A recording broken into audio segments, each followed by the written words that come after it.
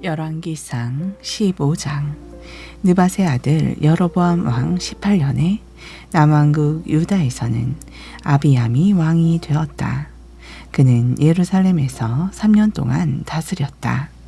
그의 어머니는 아비살롬의 딸 마아가였다. 아비암은 그의 아버지 르호보암과 마찬가지로 죄를 많이 지었다. 그는 자기 조상 다윗과는 달리 주를 온전한 마음으로 섬기지 않았다. 하지만 주께서는 다윗을 생각하셔서 그의 뒤를 이을 아들을 주시고 또한 예루살렘을 굳건하게 하셔서 예루살렘이 등불을 이어가도록 해주셨다. 다윗은 주께서 보시기에 옳은 일을 행하였고 햇사람 우리아에게 저지른 일만 제외하면 평생 동안 주의 명령을 어긴 일이 없었기 때문이다.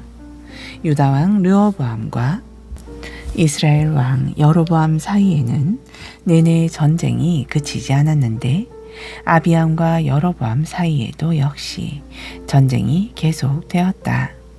아비암의 다른 행적에 대해서는 유다 왕들의 연대기에 기록되어 있다.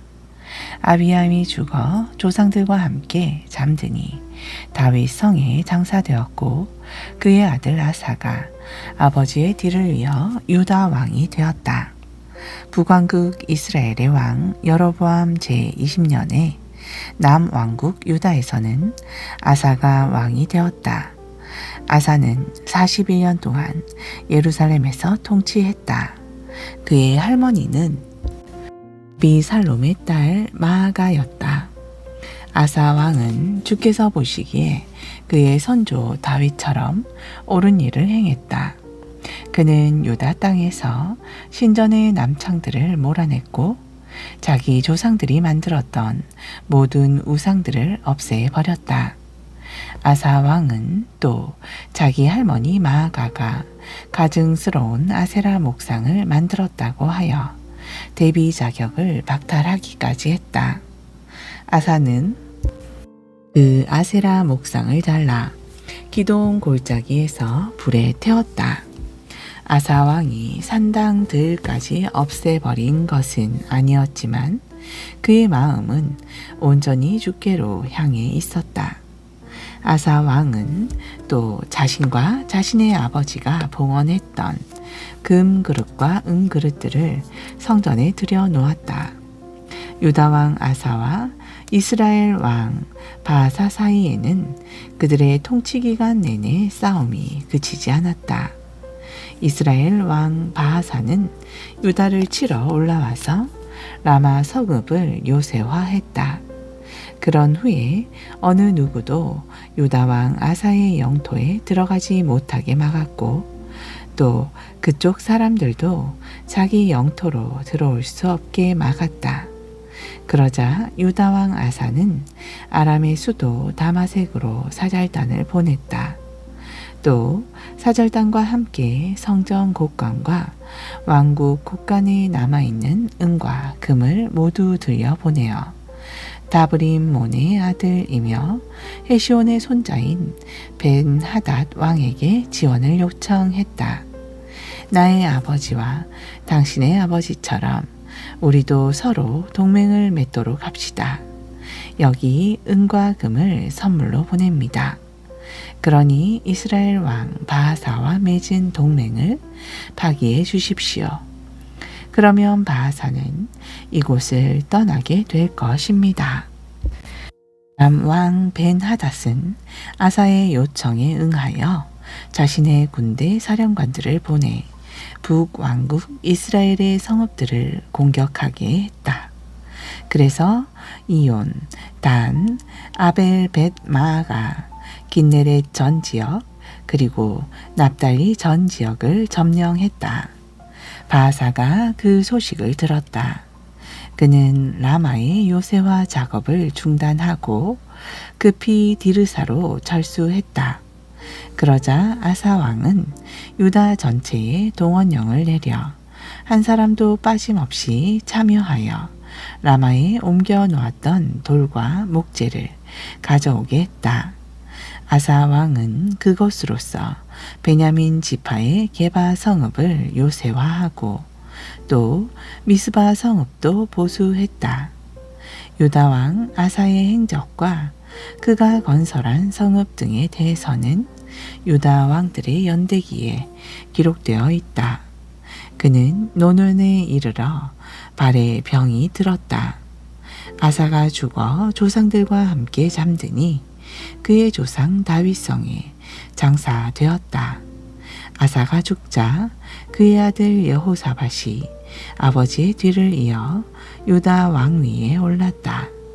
남왕국 유다왕 아사 2년에 북왕국 이스라엘에서는 여로보암의 아들 나답이 왕이 되었다.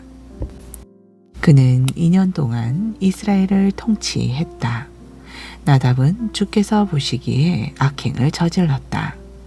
그는 자신의 아버지가 그랬던 것처럼 똑같이 죄악의 길을 걸음으로써 이스라엘로 하여금 죄를 짓게 했다. 나답과 이스라엘 군사들이 블레셋 성읍 기프돈을 포위하고 있는데 이사갈 가문인 아히야의 아들 바하사가 나답을 거슬러 반기를 들고 일어났다. 유다왕 아사 3년에 북왕국 이스라엘에서는 바하사가 나답을 죽이고 자신이 왕위에 올랐다. 바하사는 집권하자마자 여로보암의 가족을 몰살시켰다. 그는 한 사람도 남기지 않고 여로보암 집안의 사람들을 다 죽였다. 이리하여 주께서 실로의 예언자 아히야를 통해 선포하신 말씀이 그대로 이루어졌다. 여로보암 왕이 이스라엘 하나님의 주께 순종하지 아니하고 게다가 이스라엘 백성들까지 그릇된 길로 인도했기 때문에 주께서 진노하시고 그의 자손들까지 몰살 당하도록 무거운 형벌을 내리신 것이다. 나답 왕의 그 밖의 행적들에 대해서는 이스라엘 왕들의 연대기에 기록되어 있다. 이스라엘 왕 바하사와 유다 왕 아사 사이에는 내내 전쟁이 그치지 않았다. 유다 왕 아사 제3년 아히야의 아들 바하사가 디르사에서 이스라엘의 왕이 되어 24년 동안 다스렸다. 이전에 이스라엘 왕들처럼 바하사도 주께서 보시기에 악한 일을 저질렀다. 여로보암이 걸었던 죄의 길을 그대로 따라 행하여 이스라엘을 죄 가운데 빠뜨렸다. 16장 주께서 하나니의 아들 예후를 통하여 이스라엘 왕 바하사에게 이처럼 말씀하셨다. 나는 잿더미에서 뒹굴던 너를 선택하여 내 백성 이스라엘의 지도자로 삼았다. 그런데 너는 여로보암을 본받아 악행을 저지르고 내 백성 이스라엘을 죄 가운데 빠지게 하였고 그들의 죄로 인해 나의 진노를 폭발시켰다. 그러므로 나는 느밧의 아들 여로보암의 집안을 쓸어버렸던 것처럼 내 집안도 모두 쓸어버릴 것이다. 바하사의 자손들 중에서 성읍에서 죽는 자들은 개가 뜯어먹을 것이고 들판에서 죽는 자들은 공중의 새가 파먹을 것이다. 그 밖에 바하사 왕에 대한 행적들에 대해서는 이스라엘 왕들의 연대기에 기록되어 있다. 바하사가 죽어 조상들과 함께 잠들자 디르사에 장사되었다. 그런 후 바하사의 아들 엘라가 아버지의 뒤를 이어 북왕국 이스라엘의 왕위에 올랐다. 주의 저주의 말씀이 하나니의 아들인 예언자 예후를 통하여 바하사에게 내렸던 것은 바하사가 여로보암과 똑같이 악한 짓들을 행하여 주를 화나게 만들었기 때문이다. 바하사가 자기 손으로 여로보암의 집안을 몰살시켰으면서도 자신도 역시 여로보암처럼 악행을 자행했기 때문에 주께서 바하사의 집안 또한 똑같이 몰살시켰던 것이다. 남왕국 유다왕 아사 26년에 북왕국 이스라엘에서는 바하사의 아들 엘라가 이스라엘의 왕이 되어 다르사에서 2년 동안 통치했다. 엘라의 신하이며 전차 부대의 절반을 지휘하는 시므리가 엘라를 거슬러 반역을 일으켰다. 당시 엘라는 디르사의 궁궐을 책임지고 있는 아르사의 집에서 술에 취해 있었다. 시므리가 집 안으로 들어가서 엘라를 쳐 죽이고 자신이 이스라엘의 왕위에 올랐다. 이는 유다의 아사왕 27년의 일이었다. 시므리는 왕위에 오르자마자 바하사 왕조의 집안 전체를 쓸어버렸다. 한 남자도 남겨두지 않고 일가 친척이나 친구들까지도 모조리 잡아 죽였다. 시므리가 바하사 집안의 사람들을 모조리 없앰으로써 주께서 예언자 예후를 통해 하신 저주의 말씀이 그대로 이루어졌다. 바하사와 그의 아들 엘라가 죄를 저지르고 또 이스라엘 백성으로 하여금 우상 숭배를 하도록 잘못 인도했기 때문에 이스라엘의 하나님 주의 진노를 사한 것이었다. 엘라의 다른 행적들에 대해서는 이스라엘 왕들의 연대기에 기록되어 있다. 남왕국 유다의 아사왕 27년에 북왕국 이스라엘에서는 시므리가 디르사에서 왕저에 올랐으나 그의 통치는 7일 만에 끝났다. 그 무렵 이스라엘 군대는 블레셋 성읍인 기브돈을 치려고 진을 치고 있었다. 진을 치고 있던 이스라엘 군대가 시므리가 반역하여 왕을 살해했다는 소식을 듣고는 바로 그날에 진을 치고 있는 그 자리에서 군 사령관인 오므리를 왕으로 추대했다. 그러자 오므리는 이스라엘 온 군대를 거느리고 기브돈에서 철수하여 디르사로 돌아와 도성을 포위했다. 이때 시므리는 조만간 도성이 함락될 것임을 알고는 궁중의 요새 안으로 도피한 후에 왕궁에 불을 질렀으나 그 불에 자기도 타 죽고 말았다. 이렇게 된 것은 여로보암이 그랬던 것처럼 시므리도 악한 짓을 저지르고 또한 이스라엘 백성들에게도 죄를 저지르게 했기 때문이다. 시므리의 다른 행적들과 그가 일으킨 반역에 대해서는 이스라엘 왕들의 연대기에 기록되어 있다. 그 후에 이스라엘 백성들은 둘로 분열되었다. 절반은 기낫의 아들 디브니를 지지했고 나머지 절반은 오므리를 지지했다. 그런데 오므리의 추종자들이 기낫의 아들 디브니를 따르는 자들보다 더 강했다. 결국 디브니는 죽고 오므리가 이스라엘의 왕이 되었다. 남왕국 유다의 아사왕 31년에 북왕국 이스라엘에서는 오므리가 왕이 되어 12년 동안 이스라엘을 통치했다. 그 중에서 6년 동안은 디르사에서 다스렸다. 오므리는 시멜에게 은 2달란트를 주고 사마리아 산지를 사들여서 도성을 건설했다. 그런 후에 그곳의 예전 주인이었던 세멜의 이름을 따라 사마리아라고 불렀다. 하지만 오므리는 주께서 보시기에 온갖 악행을 저질렀고 앞선 왕들보다 더 많은 죄를 지었다. 일찍이 느밧의 아들 여로보암의 죄를 짓고 이스라엘의 죄 가운데 빠뜨렸던 것처럼 오므리도 그처럼 악행을 일삼아 아무런 가치 없는 우상을 만들어 숭배함으로써 이스라엘의 하나님 주를 크게 화나게 했다. 오므리의 다른 행적들과 그가 이룩한 업적들에 대해서는 이스라엘 왕들의 연대기에 기록되어 있다. 오므리가 죽어 조상들과 함께 잠들자 사마리아에 묻혔다. 그런 후 그의 아들 아합이 아버지의 뒤를 이어 이스라엘의 왕 위에 올랐다. 남왕국 유다의 아사왕 38년에 북왕국 이스라엘에서는 오므리의 아들 아합이 이스라엘의 왕이 되어 사마리아에서 22년 동안 다스렸다. 오므리의 아들 아합은 주께서 보시기에 앞선 왕들보다 훨씬 더 짓들을 많이 저질렀다. 아합이 저지른 죄에 비하면 느밧의 아들 여로보암이 저지른 죄는 오히려 가볍게 여겨질 정도였다.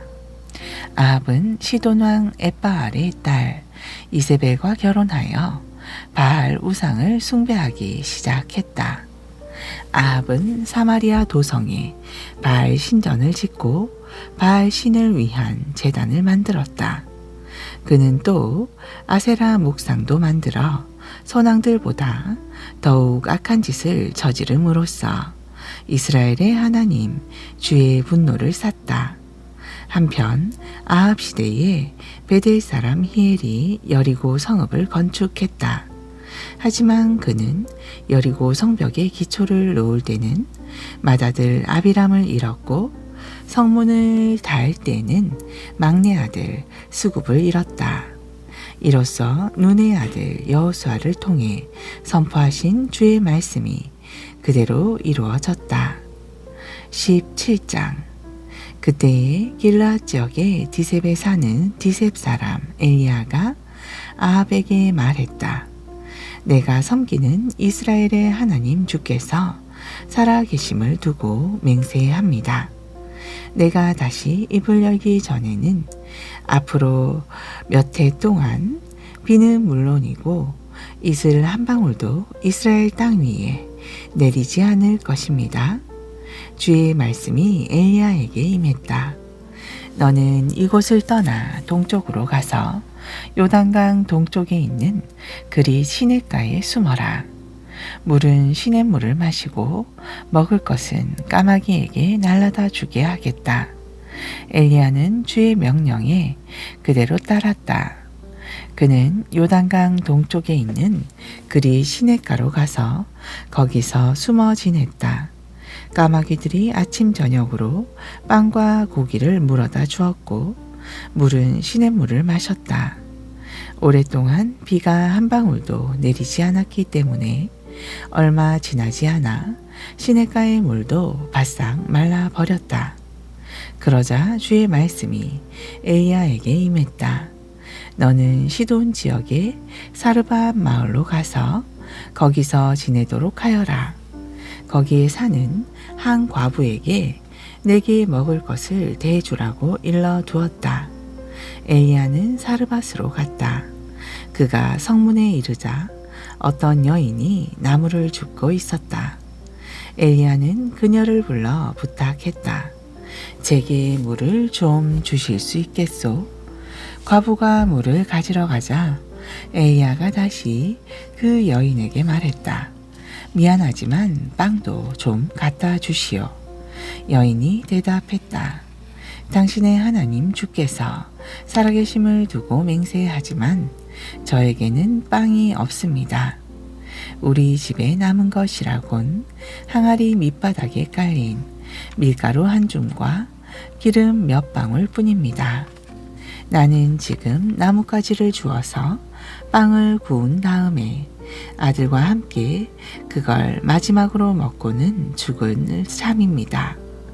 엘리야가 여인에게 말했다. 걱정하지 마시오. 집으로 가서 방금 말씀하신 대로 하시오. 하지만 먼저 빵을 구워 나에게 가져오도록 하시오. 그런 다음에 아들과 함께 먹도록 하세요. 이스라엘의 하나님 주께서 이렇게 말씀하셨소. 나 주가 비를 내리게 할 그날까지 항아리 안에 밀가루가 떨어지지 않을 것이고 기름병 안에 기름도 마르지 않을 것이다. 그 여인은 집으로 돌아가서 엘리야가 말한 대로 행했다. 과연 엘리야와 그 여인과 그녀의 아들이 먹을 음식이 날마다 떨어지지 않았다. 주께서 엘리야에게 약속해 주셨던 것처럼 밀가루도 바닥이 나지 않았고 기름도 마르지 않았다. 이런 일이 있은 뒤에 집주인인 그 사르밧 여인의 아들이 병에 걸렸다. 병세가 점점 더 악화되더니 결국 그녀의 아들은 숨을 거두고 말았다. 여인이 엘리야에게 말했다. 하나님의 사람이라는 당신께서는 무슨 일로 저에게 와서 이리도 저를 해롭게 하십니까? 하나님께서 저의 죄를 기억하게 하시어 저의 아들을 죽게 하신 이유가 무엇입니까? 그 아이를 내게 주시오. 엘리야는 이렇게 말하고 아이를 여인의 품에서 받아 안고는 자기가 머무르고 있는 다락방으로 올라가 침상에 뉘었다. 엘리야가 주께 간구했다. 나의 하나님 주여, 주께서는 정녕 이 과부의 아들을 죽게 하시어 제가 머물고 있는 이 집 주인인 과부에게 재앙을 내리시렵니까? 그런 후에 엘리야는 그 아이의 몸 위로 3번 엎드린 다음에 주께 다시금 호소했다. 나의 하나님 주여, 이 아이를 살려 주소서. 그러자 주께서는 엘리야의 기도를 들으시고 그 아이를 살려 주셨다. 엘리야는 그 아이를 안은 채 아래층으로 내려왔다. 그는 아이를 어머니에게 안겨주며 말했다. 보시오, 당신의 아들이 살아났소. 여인이 엘리야에게 말했다. 당신께서 하나님의 사람인 줄을 이제야 분명히 알았습니다. 당신께서 하시는 말은 참으로 주님의 말씀과도 같습니다. 아멘. 약전서 누가복음 22장 39절. 예수께서 밖으로 나가셔서 평소처럼 올리브산으로 올라가셨다. 제자들도 예수의 뒤를 따랐다. 그곳에 이르자 예수께서 제자들에게 이르셨다. 시험에 빠지지 않도록 하나님께 기도하여라. 제자들과 떨어져 예수께서는 돌을 던져서 닿을 만한 곳으로 가시더니 무릎을 꿇고 하나님께 기도하였다. 아버지, 만일 아버지께서 원하신다면 이 잔을 내게서 거두어 주옵소서. 그러나 내 뜻대로 되게 하지 마옵시고 오직 아버지의 뜻대로 되게 하옵소서. 그때 하늘에서 천사가 나타나더니 예수께 기운을 북돋워 주었다. 예수께서 깊은 고뇌에 차서 더욱 간절히 기도하자 이마에 맺힌 땀이 핏방울같이 되어서 땅에 떨어졌다. 기도를 마치고 일어나 예수께서 제자들에게 돌아가 보시니 제자들은 슬픔에 지쳐 깊이 잠들어 있었다. 그래서 예수께서 제자들에게 말씀하셨다. 어찌하여 자고 있느냐? 일어나 시험에 빠지지 않도록 기도하여라. 예수께서 제자들에게 아직 말씀을 하고 계실 때 한 무리의 사람들이 몰려왔다. 12 제자 가운데 한 명인 가룟 유다가 앞장서서 그 무리를 이끌고 있었다. 가룟 유다는 예수께 다가와 예수의 뺨에 입을 맞추었다. 예수께서 그에게 말씀하셨다. 유다야, 너는 입맞춤으로 인자를 팔아 넘기려 하느냐? 다른 제자들이 지켜보고 있다가 예수께 말했다. 주님, 우리가 칼을 써야 하지 않겠습니까? 그러고서 제자들 가운데 한 사람이 대제사장의 종을 칼로 내리치자 그의 오른쪽 귀가 떨어져 나갔다. 그러나 예수께서는 그만두어라 하며 만류하시고는 그 사람의 귀를 만져 고쳐주셨다. 그런 다음 예수께서는 자신을 체포하러 온 대제사장들과 성전 경비 대장들과 장로들에게 물으셨다. 당신들이 이렇게 칼과 몽둥이로 무장하고 오다니 내가 강도라도 된단 말이요. 내가 날마다 성전에서 당신들과 함께 있었는데도 당신들은 내게 손도 대지 않았소. 그러나 이제는 당신들의 때가 되었소. 어둠의 권세가 기세를 부릴 때가 온 것이요. 무리가 예수를 붙들어 대제사장의 집으로 끌고 갔다. 베드로는 멀찍이서 뒤따라 갔다. 무리가 뜰 한가운데 불을 피워놓고 둘러앉자 베드로도 그들 가운데 슬며시 끼어 앉았다. 그때 한 여종이 불을 쬐며 앉아있는 베드로를 보았다. 그 여종은 베드로를 빤히 쳐다보다가 말했다. 틀림없어요. 이 사람도 예수와 한패예요. 그러나 베드로는 부인하며 말했다. 이 여자야, 나는 그 사람을 알지 못해. 조금 뒤에 다른 사람이 베드로를 보고 말했다. 당신도 그들과 한패였지? 그러자 베드로는 이 사람아, 난 아니야 하고 부인했다. 1시간쯤 지났을 때 또 다른 사람이 베드로를 보며 강경하게 말했다. 이 사람도 갈릴리 출신인 걸 보니 틀림없이 예수와 한패요. 그러나 베드로가 강력하게 부인하며 말했다. 이 사람아, 나는 자네가 도대체 무슨 말을 하는지 전혀 모르겠어. 베드로의 이 말이 채 끝나기도 전에 닭이 곧 울었다. 그리고 예수께서 돌아서서 베드로를 똑바로 쳐다보셨다. 그제야 베드로는 오늘 닭이 울기 전에 내가 나를 3번이나 모른다고 부인할 것이다 하고 예고하신 주님의 말씀이 생각났다. 베드로는 급히 밖으로 뛰쳐나가서 아주 서럽게 엉엉 울었다. 한편 예수를 지키던 로마 군사들은 예수를 조롱하고 때리기 시작했다. 그들은 예수의 눈을 가려놓고 주먹으로 치면서 예언자여 알아맞혀 보아라. 누가 널 때렸지 하고 놀려대면서 예수께 온갖 모욕을 가하고 욕설을 퍼부었다. 날이 밝아오자 대제사장들과 율법 교사들과 장로들이 모여서 예수를 세워놓고 물었다. 내가 그리스도라면 그렇다 하고 우리에게 말하라. 예수께서 대답하셨다. 내가 당신들에게 말해도 당신들은 믿지 않을 것이요.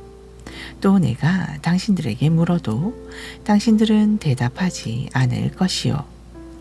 그러나 이제 인자는 전능하신 하나님의 오른편 보좌에 앉게 될 것이요. 그러자 그들이 모두 소리쳤다. 그러면 당신이 하나님의 아들이란 말이냐? 예수께서 말씀하셨다. 그렇소, 방금 당신이 말한 대로 내가 바로 그요. 그들이 다시 소리쳤다. 이제 우리에게 더 이상 무슨 증언이 필요하겠소? 우리 모두는 그가 자기 입으로 하는 말을 직접 들었으니 말이요. 23장. 거기 모인 사람들이 모두 자리에서 일어나 예수를 총독 빌라도에게 끌고 갔다. 그리고 그들은 예수를 고발하기 시작했다. 이 사람은 우리 백성을 어지럽히고 있습니다. 로마 정부에 세금을 바치지 말라고 선동하고 또 자기가 그리스도라고 주장합니다. 그러자 빌라도가 예수께 물었다. 당신이 유대인의 왕이요? 예수께서 대답하셨다. 당신이 지금 그렇게 말하고 있어. 빌라도가 대제사장들과 군중을 향해 말했다.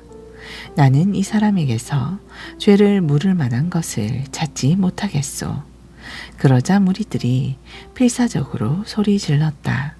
저 사람은 갈릴리에서부터 이곳 예루살렘까지 온 유대 땅을 돌아다니면서 가르치고 백성들을 선동한 자입니다. 이 말을 듣고 총독 빌라도가 물었다. 이 사람은 갈릴리 사람이요?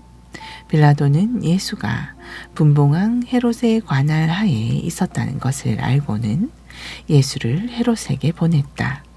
그때 헤롯은 예루살렘에 와 있었다. 헤롯은 예수를 보자 매우 기뻐하였다. 그는 오래전부터 예수에 대해 많은 이야기를 들어온 터라 예수가 기적을 행하는 것을 직접 보고 싶었기 때문이었다.